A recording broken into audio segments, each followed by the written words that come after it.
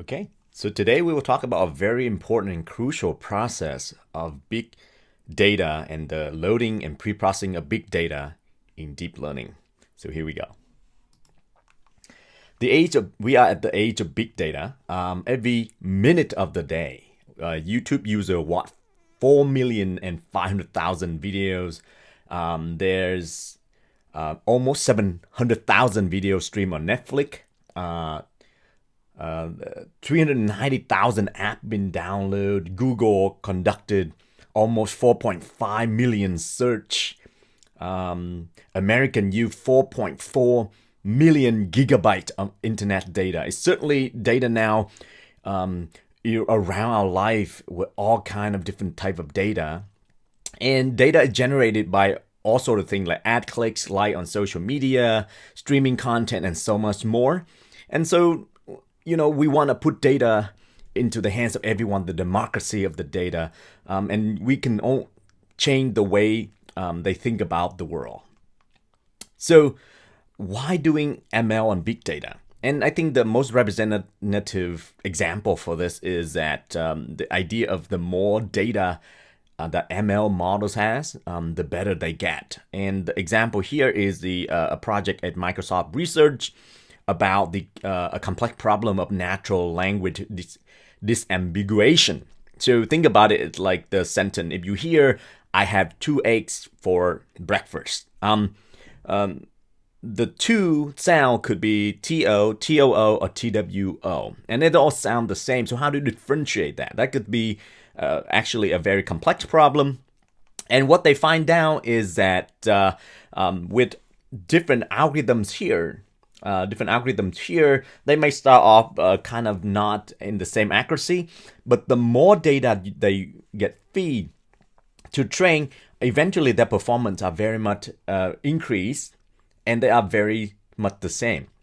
So there is a trade-off between doing more data collection and the algorithm development. And there's an argument that you might not need a more fancy algorithm, but you do need a lot more data, right? In this case, this axis a million of words, so you can think about it. This is 100 million onto a billion words that you for training. So we have a lot of good data set for ML, and certainly have data set finder like the Google data set search, Kaggle, UCLI, machine learning repository, CMU library, AWS open data, TensorFlow data set, and depending on what kind of data set you're looking for, you only have some good representative data set to work with. General data set, computer vision data set, ImageNet, open images, NLP data set, like IMDb review, Amazon review, SMS spam collection. We have a couple of data set from the autonomous driving, such as the Waymo or the Berkeley Deep Drive. And recently, some of the COVID-19 scholarship or articles have been collected, 45,000 of them into the COVID-19 data set. And we also have a really significant clinical data set, the Mimic3 data set from MIT, the one that I actually use for one of my research projects. So what are the challenges in handling big data set, right? And deep learning systems are often trained on large data set that will not fit on RAM. For example, ImageNet is 300 gigabyte. Open image is over 560 gigabytes. So there is some difficulty to do the following. We can't use typical hardware or like a workstation to process it. Pre-processing and normalize data all at once is very difficult. Now, how do you truly randomly select a minibat for gradient descent when you cannot possibly load all the data in?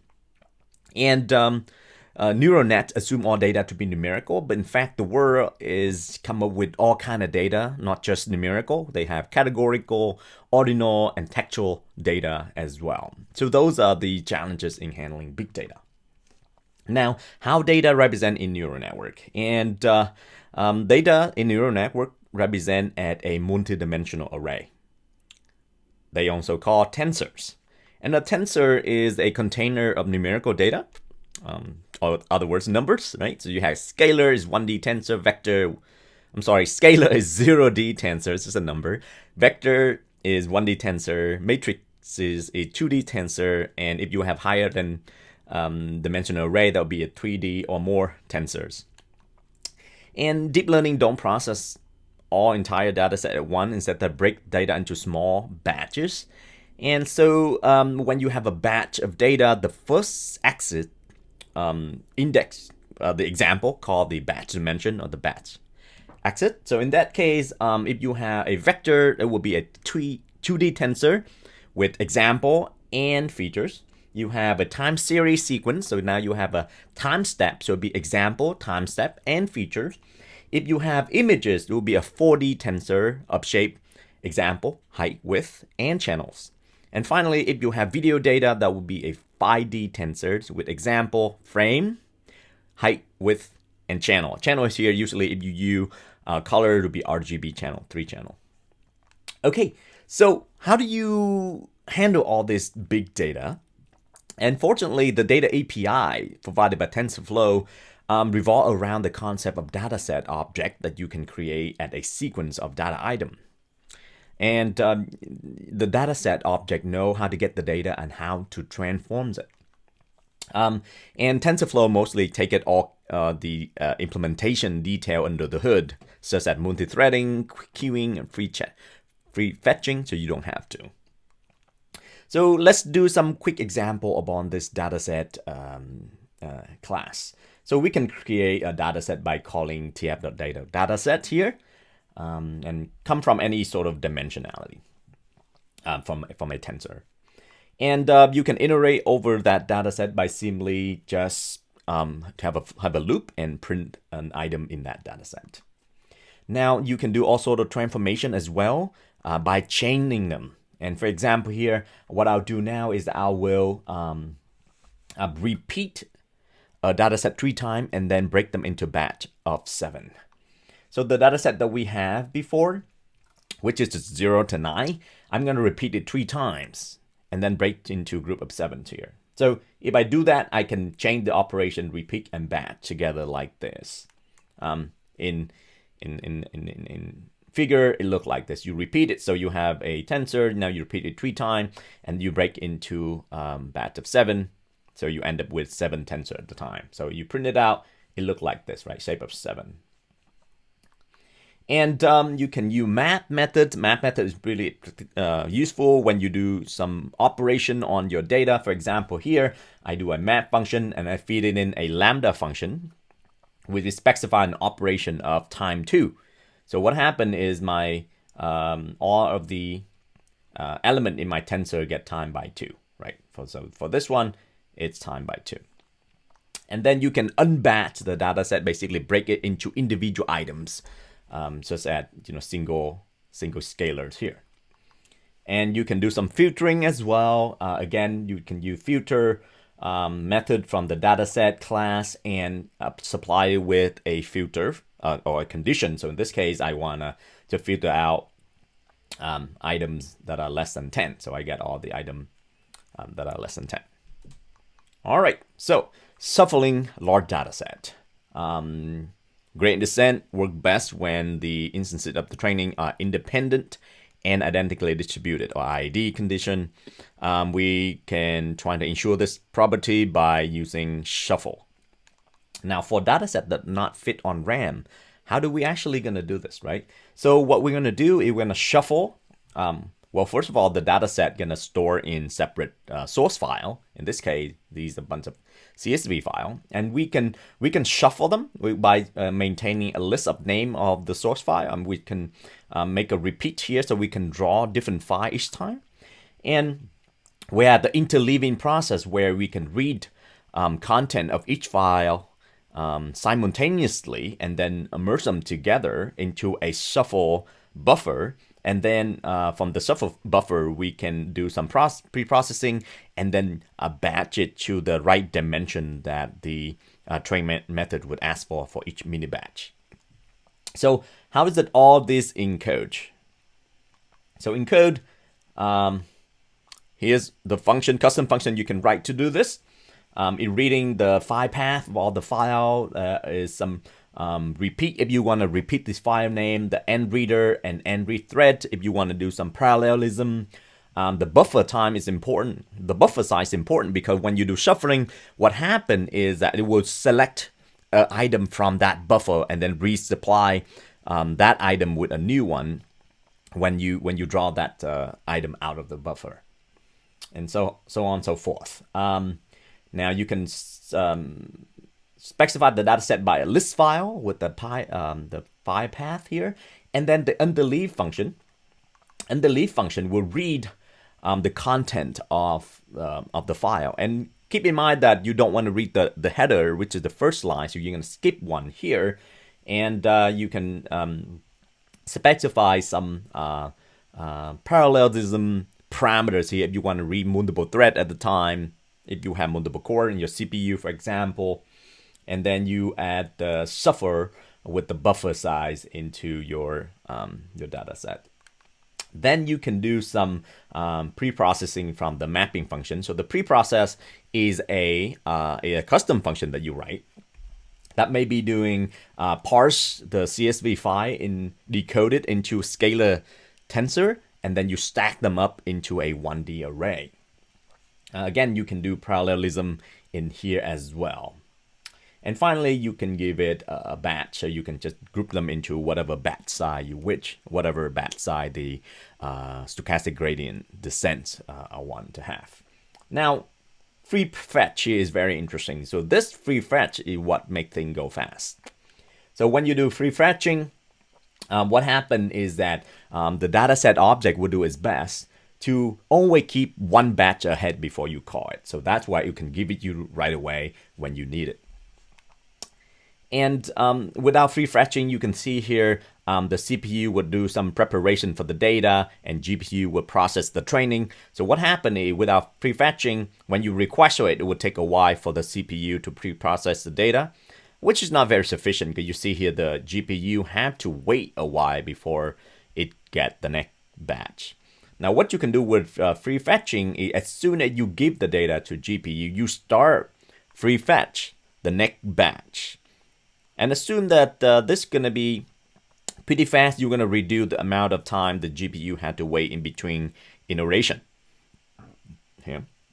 Now, if you combine free fetching with multi-threaded, maybe you have 2-core CPU and it would load a bit faster than the amount of time you use to process the training data, then perhaps you can utilize GPU all the time without any wait time for GPU. So that's really nice property. And it's dealing with a lot of architecture, which we're not getting into here.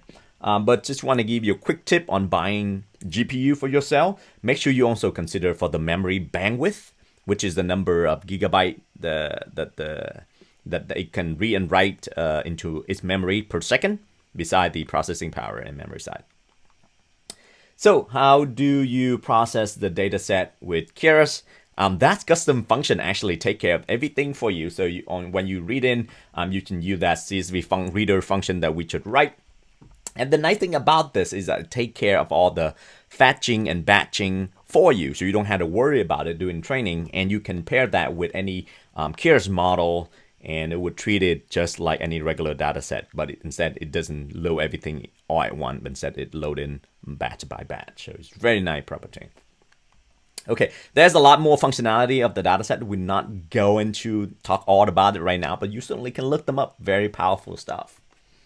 Next is the TFRecord format, which is so far we use only CSV file, which is common, and it probably gets you far enough with stuff, but it does have some downsides. The downside means it's not very sufficient, and it does not support large and complex data structures such as images and audio and things like that very well. So TensorFlow have a TensorRecord, which is a format to store large amount of data sufficiently, and this is contain binary of different size in the sequence, so it's supporting audio, videos as well. And you can create a TFRecord using TFRecord writer. So here we go.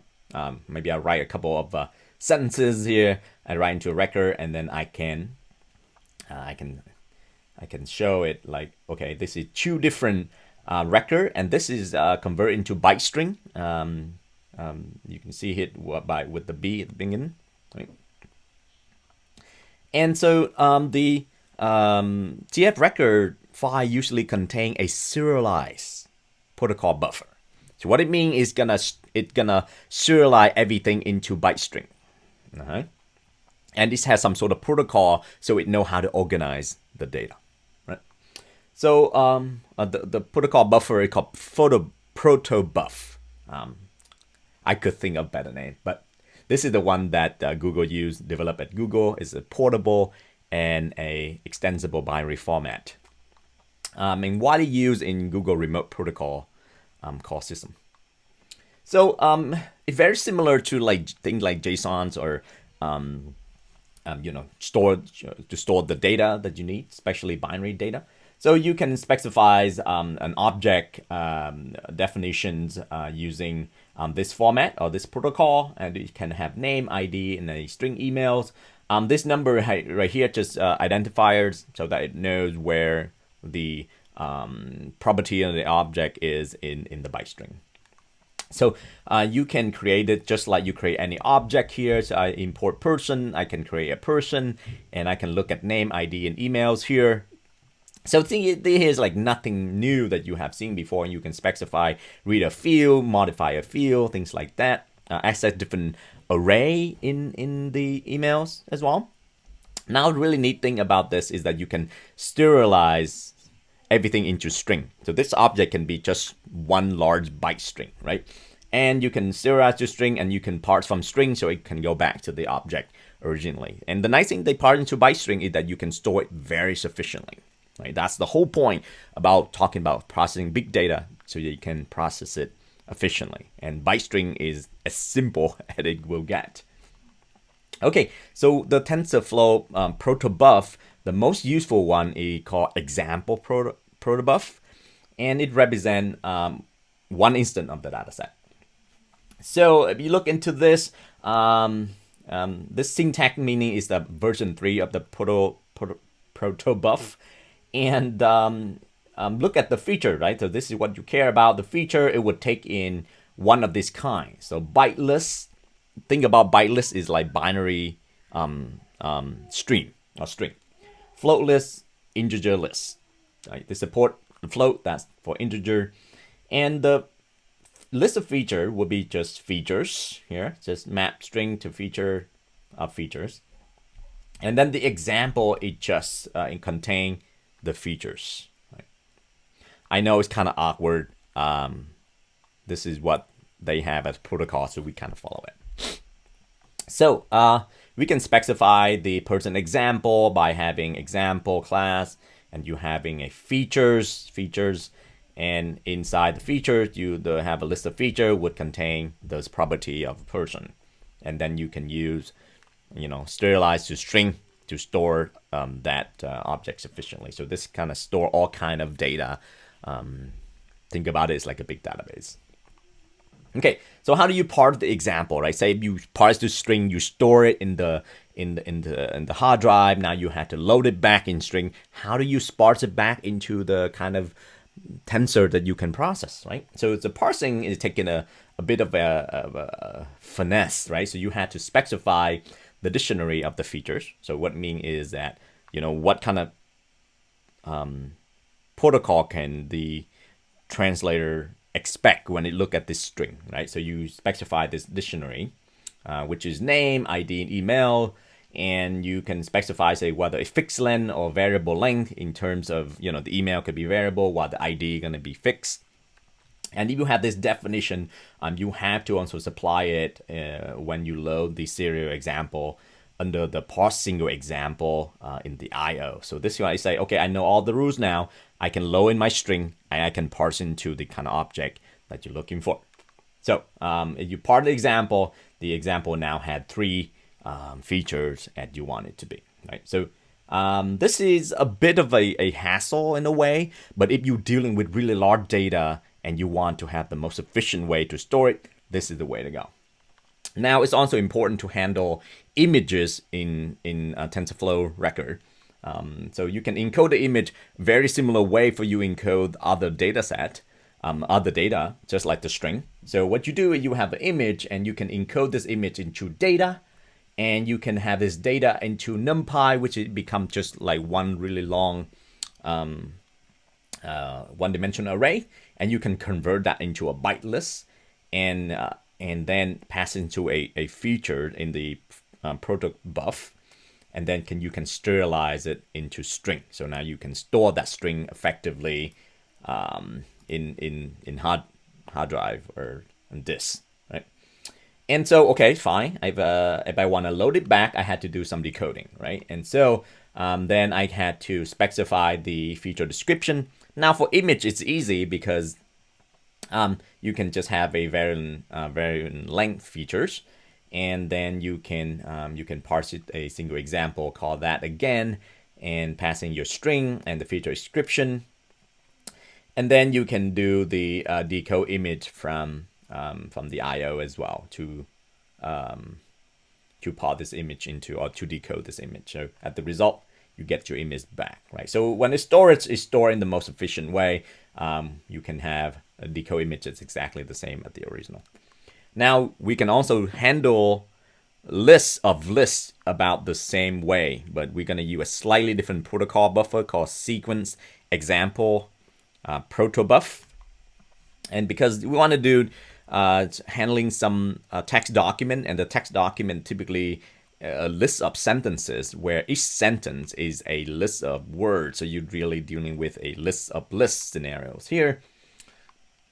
And sometimes you want to include some of the metadata, like contextual data, into the document as well. So like who the author, what the title, what is the publication date, things like that. And you may want to include some other things like comments, reviews, that sort of thing into your document as well.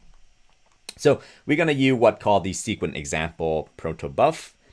And this is used widely if you want to handle list of lists. And what it does is it's simple. Instead of having just a feature, it would have a feature list, right? So feature lists, and then it also includes some context. So this is for storing metadata, right? Okay, so I'm not going to get too much of detail. You certainly will have to look in really careful into this if you want to process text data, right? So the gist of it is that you can include some metadata here, specify again using the features, and with the content of the text, just a list of words, comment same way. And what you do now is you can convert the words into the features using some Unicode, 8-byte Unicode encoding here to convert into byte lists. And from byte lists, you can save it just the same way you save the data that we talked about earlier, right? So you can encode the sentence into features, and then store the feature list with the content feature and the comment features feature list, and the metadata will store separately at context here, right? So context here is another features here. So you can store everything sort of a more compact form, that manageable, and as long as you remember this protocol, you can parse it back in the same way you've done with any kind of data, right? So TFRecord is a powerful tool. Most of the time, when you processing data for the context of studying machine learning, you don't have to. However, if you work for industry, maybe you work for Facebook or somebody that needs huge amount of data, you will need to know this stuff in order to processing data efficiently. So TFRecord help in that aspect, right? So I will not discuss in much more detail on the TFRecord, but now that you have a brief introduction, you can do a lot more with it. Okay, the last thing we'd like to talk about is the TensorFlow Dataset Project, or TFDS. And this is a really nice initiative from Google. It should make things so easy to download common data set. You don't have to worry much about the details of parsing data set and what features you need to do and things like that. They have a list of common data set that you can download. I include it in the URL here. They can include image data set, text data set, and also video data set. In fact, in the module discussion, I will ask you to download the data you want, and use it at train set and test set for something interesting. Right? And well, you can pass the data set directly using your deep learning model. So TensorFlow dataset, you can import it at TFDS, and from there you can load using just the string name of that dataset. So making things so easy for you to do. You don't have to worry about all of the greedy, needy details of download and load the dataset and all that.